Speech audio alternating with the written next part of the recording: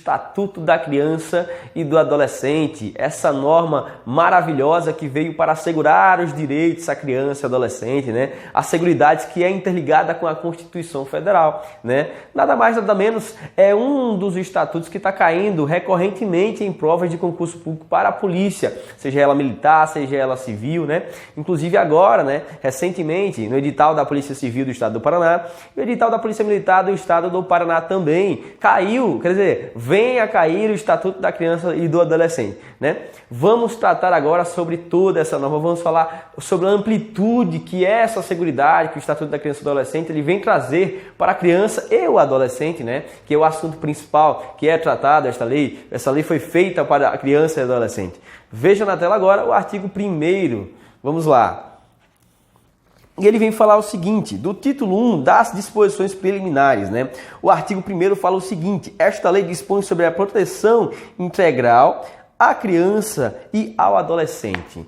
Olha que interessantíssimo, né? Quando se trata da proteção integral à criança e adolescente, é uma proteção que é ampla, é uma proteção que sempre irá haver essa proteção para a criança e para o adolescente, né? Então, sempre que as disposições, inclusive o Estatuto da Criança e do Adolescente em si, ele vem para proteger de forma ampla. Toda criança e todo adolescente vem a ser protegido por essa norma, né? Veja na tela o artigo 2º. Artigo 2º fala: considera-se criança, para os efeitos desta lei, a pessoa até 12 anos de idade incompletos, e adolescente, aquela entre 12 e 18 anos de idade incompletos, né? Olha só que interessante. Então, a norma ela vem trazer que criança é aquela de 0 anos até os 12 anos de idade incompletos. Ou seja, completou 12, não é mais criança, certo? E vem falar que adolescente é aquela em que de 12 anos de idade completos e até 18 anos de idade incompleto, certo? Incompletos. Então, adolescente é toda aquela criança, todo aquele adolescente que vem dos 12 anos, completou 12 anos de idade, já é adolescente, né? Antes dos 18 anos de idade, se eu tenho 17 anos, né? Se eu tenho 17 anos, um dia para completar 18 anos faltando, eu ainda sou adolescente. Parágrafo único. Nos casos expressos em lei, aplica-se excepcionalmente este estatuto às pessoas entre 18 e 21 anos de idade, né? Volta a tela para mim, por favor. Olha só que interessante, né? O estatuto ele vem tratar sobre um caso excepcional quanto à idade e essa maioridade, né? Que é a chamada maioridade penal. Sabe-se que no Código Penal a maioridade penal é a partir dos 18 anos de idade, certo? Então, você completou 18 anos de idade, você já tem capacidade absoluta para ser imputado a pagar por um crime cometido lá no Código Penal, né? Só que o Estatuto da Criança e do Adolescente, ele vem trazer essa excepcionalidade para assegurar ao adolescente, enquanto a sua pessoa de adolescente, a sua forma, né, de desenvolvimento ainda sobre as suas responsabilidades, né, completas. Então, olha só. Aos 17 anos, imagina-se que o adolescente ele cometeu um ato infracional, né? Que é equivalente a um crime. Lá, imagina-se que matar alguém no artigo 121 do Código Penal, né? Ele cometeu o artigo 121 do Código Penal. Só que no Estatuto da Criança e do Adolescente, ele não cometeu um crime, ele cometeu um ato infracional. Né? Aos 17 anos ele cometeu um ato infracional e em seguida, né, não foi julgado. Então esse adolescente vem percorrendo e se torna adulto aos 18 anos de idade, né? Só que o juiz ainda não tinha julgado e ele vem julgar esse caso quando ele já tinha 18 anos de idade, né? Então, o que é que ele vai fazer? Olha só, você tinha 17 anos quando cometeu o ato infracional, então você vai responder agora. Mas você não vai responder mais como adulto. Por quê? Porque lá no parágrafo único, ele vem a permitir nos casos excepcionais que se considera adolescente aqueles entre 18 anos aos 21 anos de idade. Então ele vai responder esse ato infracionário, essa forma de crime lá, equivalente ao crime do Código Penal, como adolescente. Então ele vai pagar, né? Ele vai pagar até os 21 anos de idade. Quando ele sair, ele não vai responder mais por nada, né? Quando ele sair, ele ainda era adolescente até os 21 anos de idade. Então, passou desses 21 anos de idade, ele pagou tudo que tinha que ser pago anteriormente, acabou. ele vai ter a sua vida normal, não vai ter cometido crime nenhum, vai ter sim cometido um ato infracionário como um adolescente, né? Interessante isso, leve para a sua prova, né? É de suma importância você compreender, fazer essa similaridade, porque muitas das vezes vem um caso hipotético na sua prova e você precisa compreender dessa forma para você responder a sua questão com assertividade. Olha só o artigo 3º, olha só.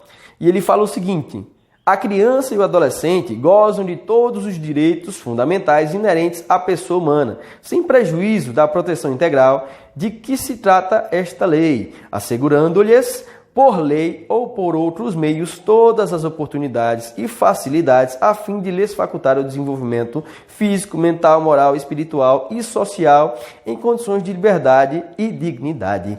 Olha que interessantíssimo, né? Sobre essa lei linda, maravilhosa, Estatuto da Criança e do Adolescente.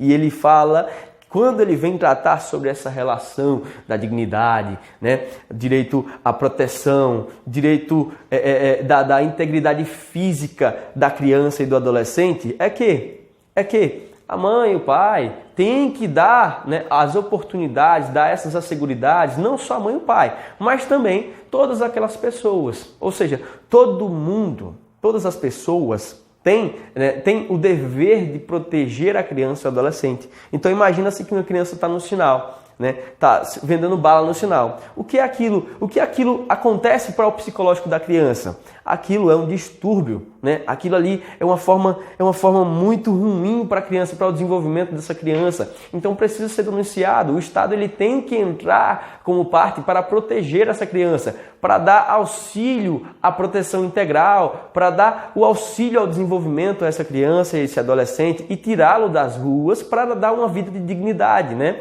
Quando esse parágrafo também vem falar sobre a relação espiritual, é porque ele vem assegurar a espiritualidade, ou seja, a criança e o adolescente, eles têm o direito de escolher qual religião quer frequentar, ou qual igreja quer frequentar, certo? Quando ele fala sobre a espiritualidade, que é algo que é até excepcional, porque muitas das vezes os alunos ficam se pautando sobre a Constituição, né? E na Constituição lá fala sobre a dignidade, né? A dignidade da pessoa humana, os valores sociais, a livre iniciativa, e muitas das vezes não tem essa palavra, expressãozinha espiritual. Então, espiritual é o livre exercício da criança e do adolescente frequentar a religião que ele quiser. Sabe-se que no Brasil é um Estado laico e o Brasil não tem como imputar a essa criança ou adolescente também de escolher uma religião que ele queira, mas sim da criança, porque é facultado a ela,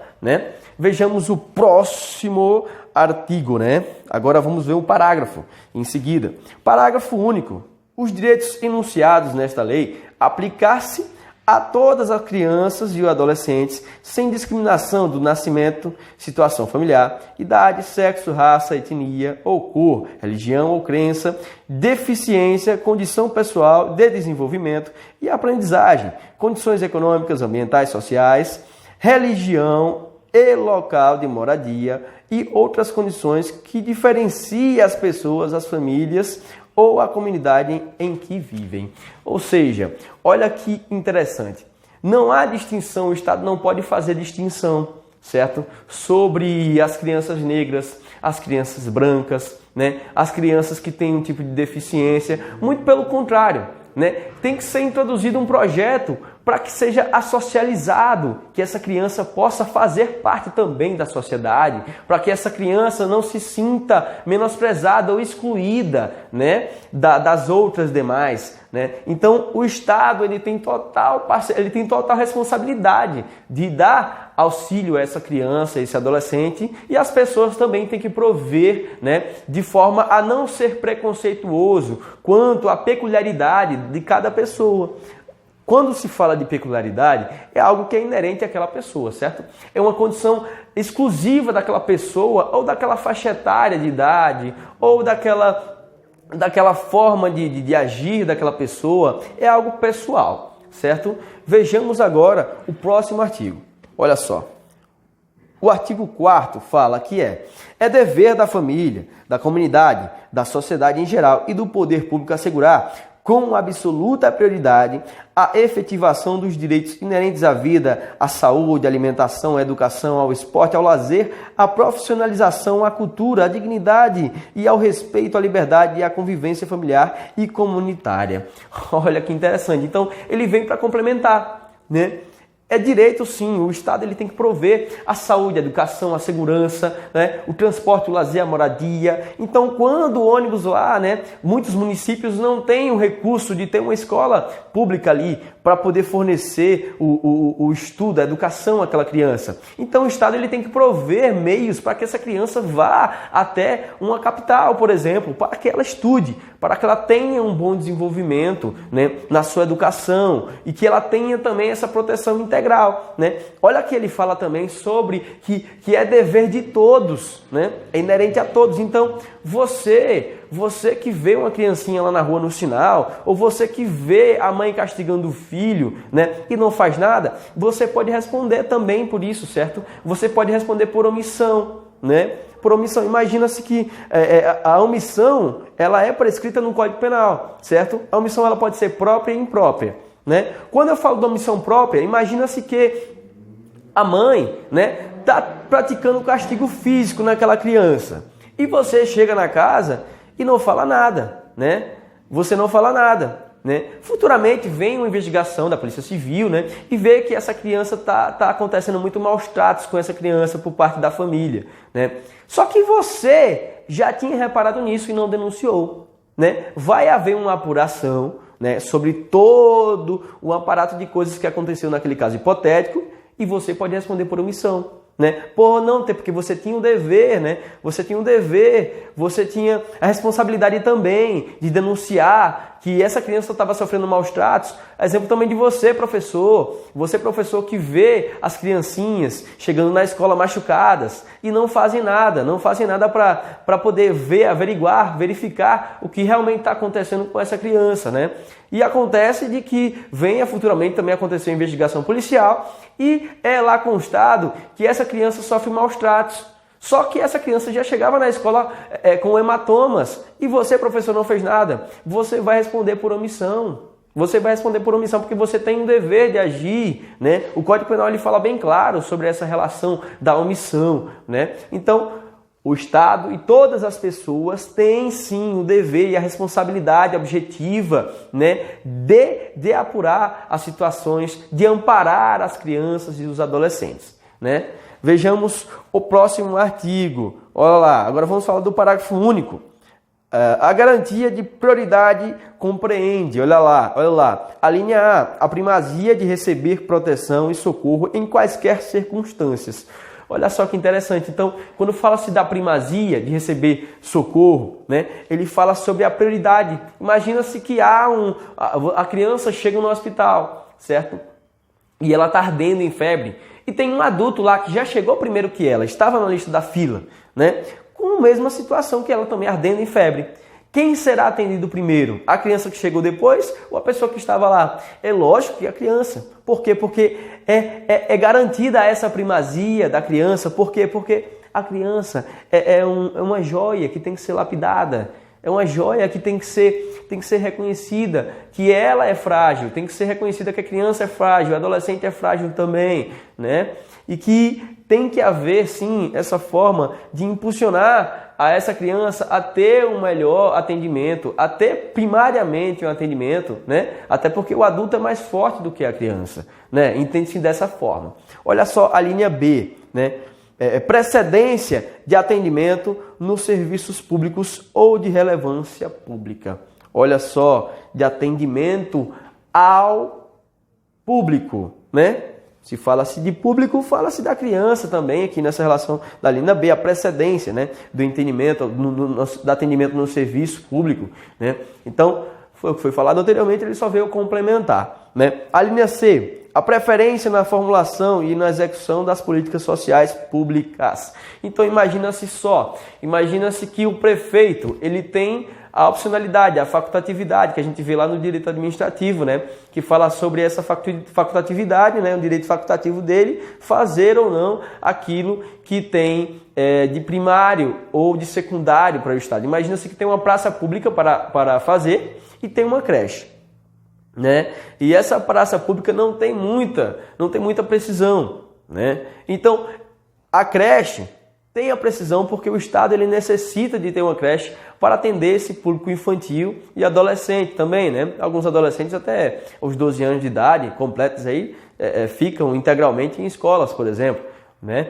E o prefeito ele terá sim a primariedade, né, de obedecer a essa norma que o Estatuto da Criança e do Adolescente ele vem trazer, né? Então, para escolher entre a praça e escolher a escola, né, a creche, o prefeito, obviamente, ele vai ter que escolher construir uma creche. Já não é mais facultativo dessa forma, certo? Já não se enquadra mais na relação do direito administrativo lá. Vai se enquadrar no Estatuto da Criança e do Adolescente, porque ele deverá sim prover essa medida para a proteção integral. E essa proteção também vem inerente à relação da educação da criança e do adolescente, e essas alíneas vêm trazer esse direcionamento para que esse prefeito seja direcionado a, sim, escolher pela melhor opção, que é, sim, dar preferência à criança e adolescente. Né? A linha D, veja só, né? A destinação privilegiada de recursos públicos. Olha só, os recursos públicos, né? Nas áreas relacionadas com a proteção à infância e o adolescente, né? Então, olha só, não adianta eu escrever, eu como prefeito, fazer uma creche, né? Só que essa creche não tem nada, não tem alimentação, não tem uma boa qualidade, né, nas cadeiras, uma boa qualidade de professores, né? Então, não adianta. Eu tenho que fazer como um todo, eu tenho que prestar o serviço como um todo, de qualidade, um serviço de boa fé, um serviço que venha atender, né, esse desenvolvimento da criança e do adolescente. Veja na tela o próximo artigo. Olha só. Artigo 5º. Nenhuma criança ou adolescente será objeto de qualquer forma de negligência, discriminação, exploração, violência, crueldade e opressão, punido na forma da lei qualquer atentado por ação ou omissão aos seus direitos fundamentais.